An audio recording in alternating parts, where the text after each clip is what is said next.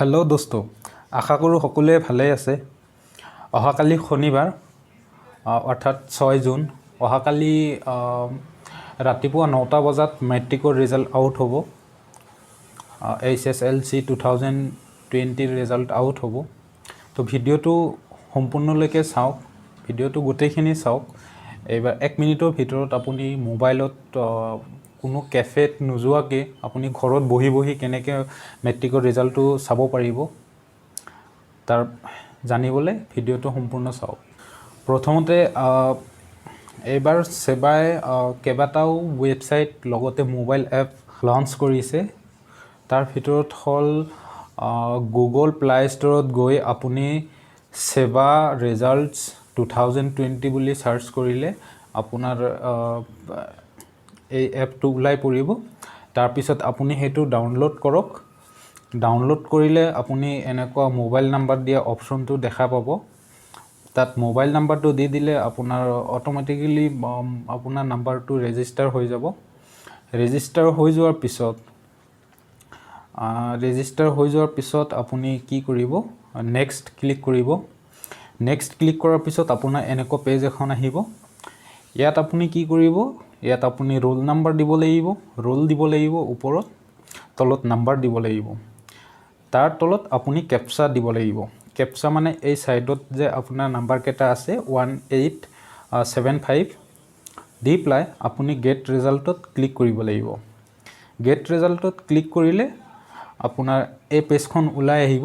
ইয়াত আপোনাৰ ৰোল নাম্বাৰটো থাকিব, কোৰ্স থাকিব, HSLC, আপোনাৰ চেণ্টাৰৰ নামটো থাকিব, স্কুলৰ নাম থাকিব, লগতে আপোনাৰ নাম থাকিব, আপোনাৰ ফাদাৰ্ছৰ নাম থাকিব, মাদাৰ্ছৰ নাম থাকিব আৰু তাৰ তলত আপোনাৰ গোটেই মাৰ্কছখিনি থাকিব। আপুনি কোনটো সাবজেক্টত কিমান পাইছে, আপুনি অসমীয়াত কিমান পাইছে, ইংলিছত কিমান পাইছে, আপোনাৰ কোনটো সাবজেক্টত কিমান পাইছে, পাছ হৈছে নে ফেল হৈছে, সাইডেদি এনেকৈ পি লিখা থাকিব।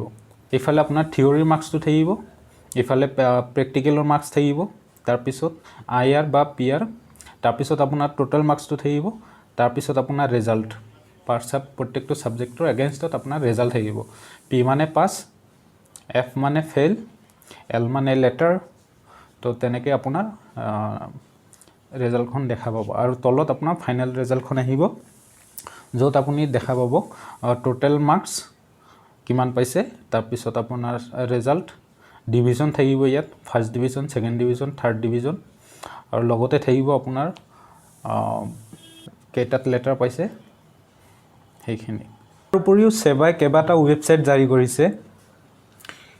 সেই ৱেবছাইট কেইটা হ'ল results.sebaonline.org আৰু এটা হ'ল resultsassam.nic.in। তাৰপিছত আৰু এটা আছে www.examsresults.net আৰু এটা আছে www.indiaresults.com আৰু এটা আছে www.assamresult.in।